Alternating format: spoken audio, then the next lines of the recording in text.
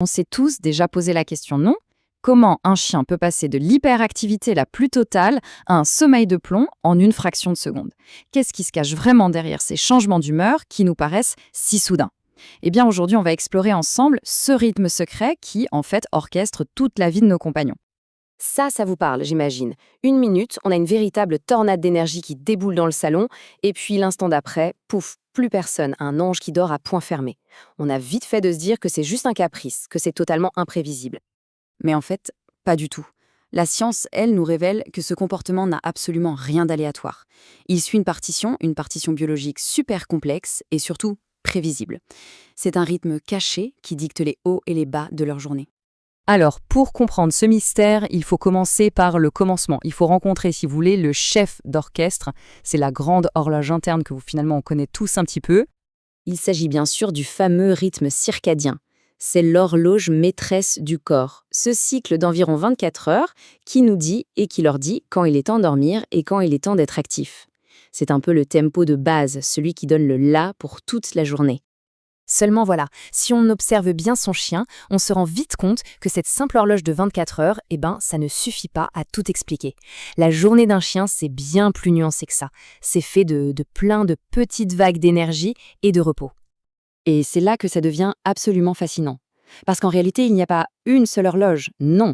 Il y a un véritable orchestre biologique qui joue en permanence à l'intérieur. Plein de rythmes différents qui s'harmonisent pour créer la symphonie de la journée d'un chien. Regardez un peu cette pyramide. Bon, les termes sont en allemand, mais l'idée est super simple et visuelle. Elle nous montre bien qu'il n'y a pas un seul rythme. Tout en bas, on retrouve notre grand cycle de 24 heures, le rythme circadien. Mais plus on monte, plus les cycles s'accélèrent, deviennent rapides, jusqu'à atteindre tout en haut des ondes cérébrales qui ne durent qu'une fraction de seconde. Et c'est toute cette superposition qui est à l'œuvre là, en permanence. Ok, donc si notre rythme de 24 heures c'est le tempo de fond, eh bien maintenant intéressons-nous aux solistes de l'orchestre. Ce sont les rythmes ultradiens, et ce sont eux les véritables vagues d'énergie qui déferlent tout au long de la journée. Ce sont des cycles beaucoup plus courts qui se répètent encore et encore. Et voilà la star de ces rythmes ultradiens. On l'appelle le cycle Braque. Regardez bien ce graphique. Sur une période d'environ 90 à 120 minutes, on voit une vague parfaite. La courbe monte. Ça, c'est le pic d'énergie, le pic de concentration, de bonne humeur. Et puis, inévitablement, la courbe redescend. Et là, c'est le moment où le cerveau et le corps réclament une pause. Et voilà, c'est l'explication scientifique de ces fameux coups de folie suivis d'une sieste bien méritée. D'accord, mais comment les scientifiques font-ils pour écouter cette musique interne? Comment est-ce qu'on peut bien la mesurer? Voyons voir comment la recherche arrive à rendre ces rythmes, à la base invisibles, tout à fait visibles. Alors, l'astuce, c'est d'utiliser des méthodes très douces qui ne dérangent absolument pas le chien. En mesurant des choses toutes simples comme l'activité des muscles ou même les toutes petites variations du rythme cardiaque, les chercheurs peuvent dessiner une carte super précise de son état interne.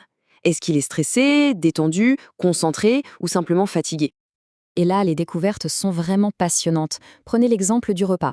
De l'extérieur, on voit un chien qui mange, c'est un comportement, point. Mais à l'intérieur, les capteurs, eux, racontent une toute autre histoire.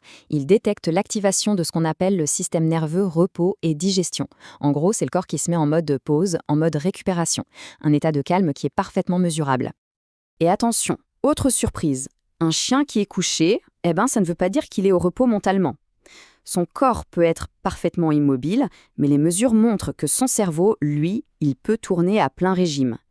Il est peut-être en train de trier, d'analyser toutes les infos de la journée, et c'est exactement pour ça qu'un chien qui a l'air de dormir profondément peut bondir à la seconde où il entend le bruit du paquet de friandises.